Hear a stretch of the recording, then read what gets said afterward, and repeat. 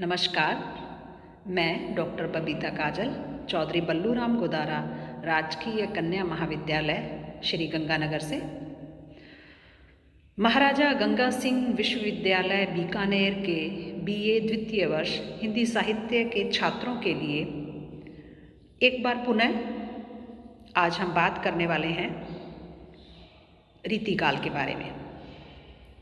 रीतिकाल के कौन से कवि पर आज हम चर्चा करेंगे, उनके कौन सी व्याख्या खंड को हम लेंगे, वो हैं कवि भूषण। हिंदी साहित्य के प्रथम प्रश्न पत्र में रीतिकाल के कवियों में कवि भूषण पर आज हम चर्चा करेंगे। कवि भूषण हम सभी जानते हैं, रीतिकाल के कवि होने के साथ साथ रीति धर्म को निभाने के साथ साथ उन्होंने वीर रसपूर्ण रचनाएं लिखी और प्रशस्ति ग्रंथ लिखे। किसके लिए? महाराजा शिवाजी के लिए और छत्रसाल महाराज के लिए। इन्हीं के आश्रय में वे रहते थे, इन्हीं के दरबार में रहते थे और इनकी प्रशस्ति में इनकी वीरता का वर्णन उन्होंने किया है। पहला पद है ये जो हम करने जा रहे हैं भूषण जी का, वह है कुछ इस प्रकार से, देखिए स्क्रीन पर दिखाई दे रहा है।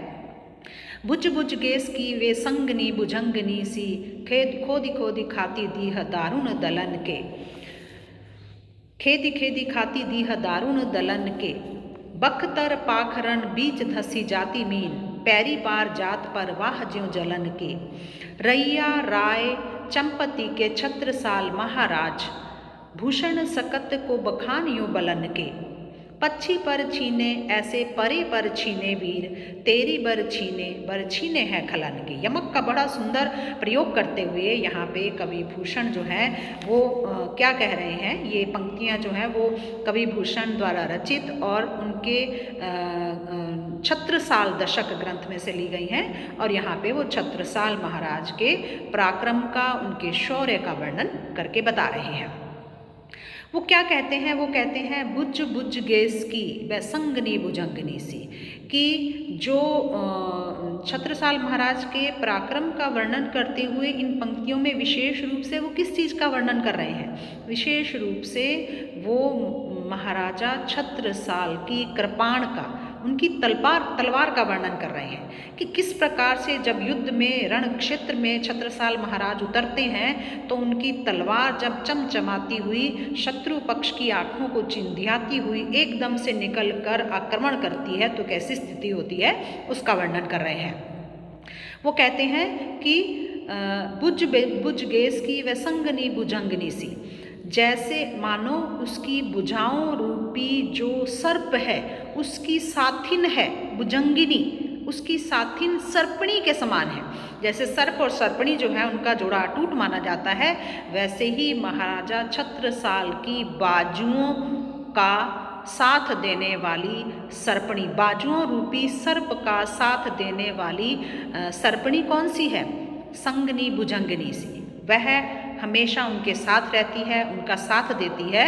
सर्पणी जैसे सर्पणी सर्प का साथ देती है, वैसे ही उनकी कृपाण, उनकी तलवार जो है उनकी भुजाओं का सदैव साथ देती है। खेदी खेदी खाती दी है दारुण दलन के, और उनकी जो भुजा रूपी जो सर्पराज है उस पर उनकी चिर संगनी के रूप में जो कृपाण मौजूद है उनके साथ में, वो क्या करती है? वो खेदी खेदी खाती दी है दारुण दलन के, कि वह जो शत्रुओं का भयंकर समूह है, विशाल आकार का समूह है, उसको खेद खेद कर, उसको खोद कर खाती है, उनको समाप्त करती है। जो शत्रु पक्ष के जो योद्धा हैं उनको जो है वो मार डालती है, उनके दल को भगा देती है। और बख्तर पाखरन बीच धंसी जाती मीन, वो इतनी तीव्रगामी है उनकी तलवार कि शत्रु पक्ष के योद्धाओं ने चाहे बख्तर धारण कर रखे हैं, चाहे पाखरन धारण कर रखे हैं, कवच धारण कर रखे हैं, लोहे की ढालें आगे तानी हुई हैं, लेकिन वह जो कृपाण है वह लोह कवचों को और बीच धसी जाती मीन, उसके बीच में एक बिल्कुल तेजी से धस जाती है मीन, मछली की तरह। अब मछली कैसे, कहाँ धसती है? पैरी पार जात पर वाह क्यों ज्यों जलन के, इसके माध्यम से कवि भूषण क्या कहना चाहते हैं? बख्तर पाखरण बीच धसी जाती मीन।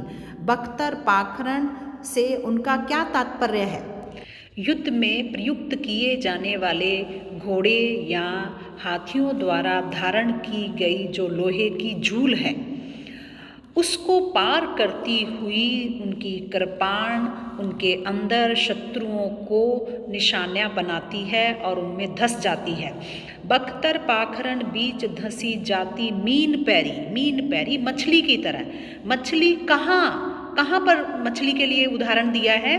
पार जात पर वाह ज्यों जलन के। जिस तरह मछली बहुत तीव्र गति से जल के प्रवाह को काटते हुए तैर जाती है, तैर कर पार कर लेती है, ठीक वैसे ही जो महाराजा छत्रसाल हैं उनकी कृपाण भी बहुत तीव्र गति से शत्रु पक्ष के बख्तर और पाखरण को उनको चीर कर उनके अंदर धंस जाती है। रैया राव चंपती के छत्रसाल महाराज, इस तरह महाराजा चंपती के जो छत्रसाल महाराज हैं, भूषण सके करीब खान क्यों बलन के। भूषण कवि कहते हैं कि उनकी ताकत का, उनकी शक्ति का, उनके बल का बखान कोई कैसे कर सकता है? कोई नहीं कर सकता। उनका बल बहुत अद्भुत और युद्ध क्षेत्र में चमत्कारपूर्ण है।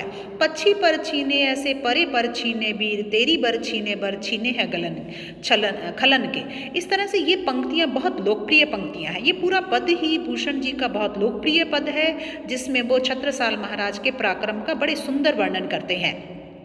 और इन अंतिम दो पंक्तियों में वह क्या कहते हैं? पक्षी पर छीने, जैसे पक्षियों के पर छीन लिए जाएं, ऐसे ही परे पर छीने वीर, ऐसे ही युद्ध भूमि पर वीर जो हैं पर कटे हुए पक्षी की तरह पड़े हुए हैं। तेरी बरछीने हैं खलन के।